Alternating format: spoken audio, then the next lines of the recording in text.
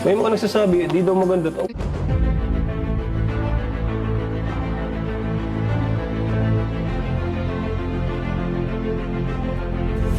Ayun, shoutout guys. Muli po, welcome to my YouTube channel. Ito po si Kuya Julay, ang inyong katugang, ang inyong kalingap na muling babati sa inyo ng magandang araw, magandang gabi, saang sulok man po tayo ng mundo naroon. At sa araw na ito, panibagong vlog po tayo. Pag-uusapan po natin ngayon, yung patungkol naman po sa mga gamit sa loob po ng bahay ni Beyonce. Yung mga furniture ho na kung saan nakita na po natin doon po sa vlog po ni Kalinga Prab. So sa pagkakataong ito, tingnan ho natin kung ano-anong furniture ang nandyan na at sino naman ho kaya ang nagsakripisyo po niyan. So maya-maya po yan ng konti. Pero bago po yun, konting paalala muna si Kuya Julay. Baka sakaling meron pa po ditong hindi nakasubscribe sa ating YouTube channel, huwag natin kalimutan. Julay Paunil. Tapos pakipindot lang po yung notification bell button para lagi po tayong updated sa aking mga video upload. So maraming salamat po sa inyong lahat. Tapos yung ating Facebook page po, Julay Paunil 2.0, pwede rin po nating i-follow, pwede pong i-like. At siyempre po, mga kasama natin sa Team Kalingap, huwag natin kalimutan. Suportahan po natin mga Lingap partners, mga hanay ho ng reactors, charity vloggers, K-boys, at saka po yung mga katukatuwang po ni na Kuya Bal Santos Matubang at saka ni Kalingap Prab. Pangunahin siyempre si na Kalingap Prab at saka si Kuya Bal. So maraming salamat po sa inyong lahat. Ngayon tuloy na po tayo. Pag-usapan na po natin itong patungkol po sa mga gamit dito po sa bahay ni Beyonce. Dahil nga po minsan nabanggit din ni Kalingap Prab na may mga nagko-comment na parang hindi daw po maganda yung ilan sa mga gamit. May mga nagsasabi, di daw maganda to. Okay naman ah. Ang ganda nga nito eh. Ganda. Ganda kaya nito. Oo. Ganda. Okay kaya. May nga nababasa ako sa comments ay dun sa vlog. Si Doc Atan, vlog ata ni Doc. Tapos, yun nga, may nabasa akong comment, kulang daw yung upuan. Ayan o. So sa pagkakataong ito, tingnan po natin. Totoo nga ba yung sinasabi ng ilan? O medyo okay naman po yung mga nadala po dyan sa bahay po ni Beyonce? So siguro po, unahin muna natin silipin yung mga gamit. Ito po yon.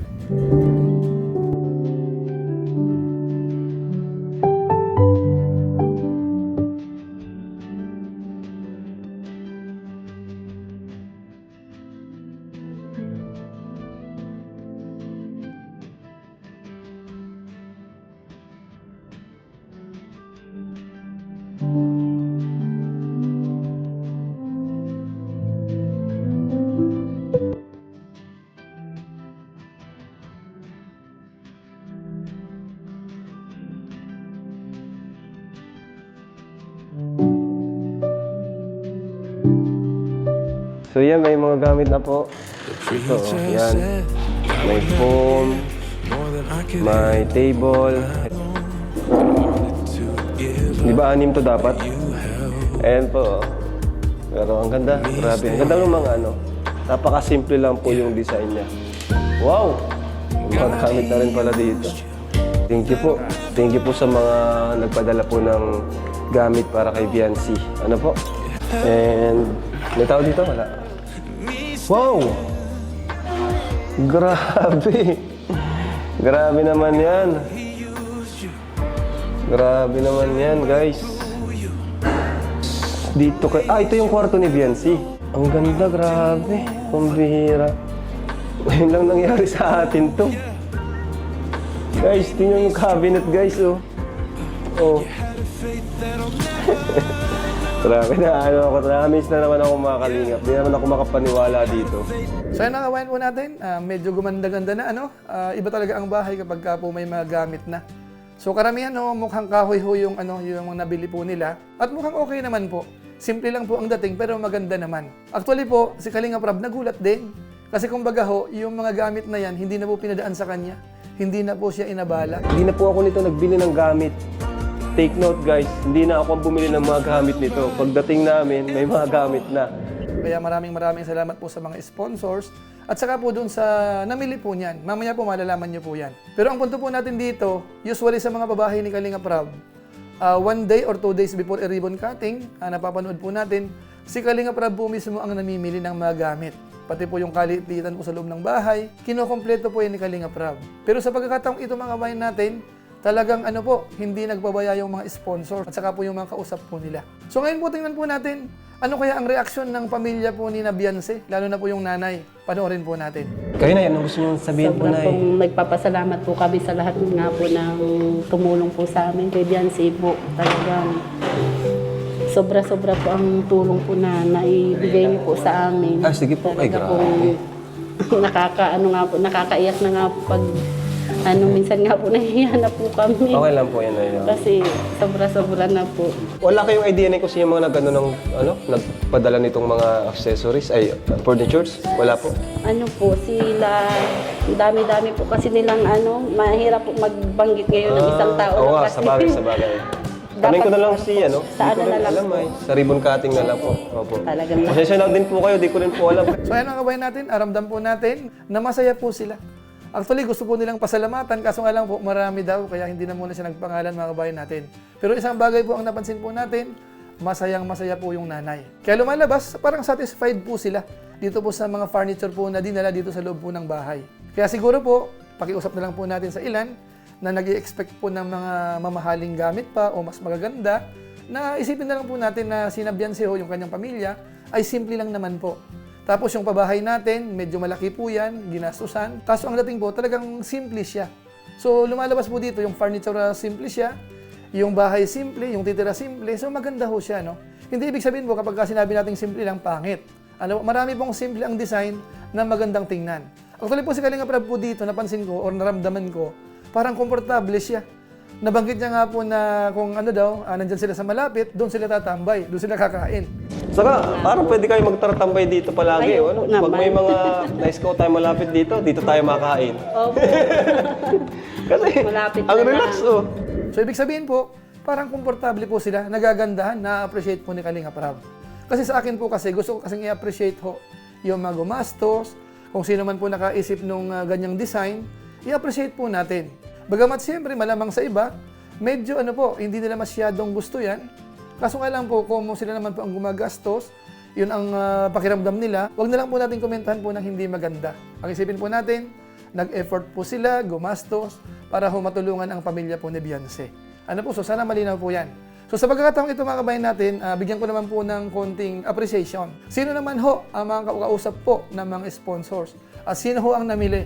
May deliver ngayon? Opo. Ah, good. No problem. Wait lang po. Oo, sige na. Yan, queen size bedroom. Yan na po yung furniture. Mga kalingap, ayan na po yung furniture ni Beyonce. Ay, grabe. Kaso nabasa po. Ay, salamin ko naman. Yan po, oh. Dr. Love. Tumulong na si Dr. Love.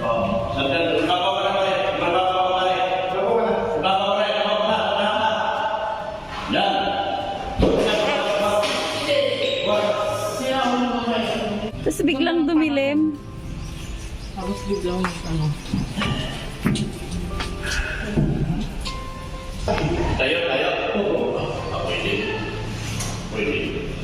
Patayo. Dali lang.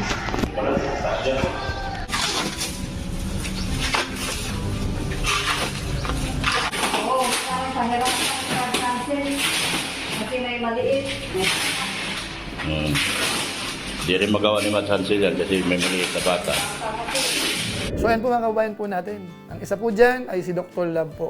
Bagamat siya po ay madalas, nagkakaroon po ng buzzers. Lalo na po yung pagkakadelay po ng kuryente, dyan po mismo sa bahay na yan, nababas po si Dr. Love. Pero dito po sa pinakita ko po sa inyo, masasabi natin, nakatulong po siya, nag-effort kahit umulan-ulan po yan, naghakot po nung furniture o kaya inalalayan po. Pati po yung pagbubuhat hanggang sa naipwesto po yan. So nagsasakripisyo naman po sina Dr. Love at saka yung kanyang mga kasakasamahan. Kaya masabi natin, maraming salamat po siyempre kay Dr. Love, sa Team Kalingap, dito po sa pamilya ni Beyonce, sa mga sponsors at doon po sa mga viewers na full support po dito sa bahay po ni Beyonce na naghihintay po ng ribbon cutting kapag ka po nagkaroon na po ng kuryente. So sa kabuuan ho, maganda naman po yung bahay. Medyo simple ang dating, yung furniture ho, halos binabagay naman, simple din po. Yung ibang mga gamit dun sa taas, sa mga kwarto, may pagkasimple siya, pero maganda ho. Para sa akin, sa kabuuan, maganda naman po yan.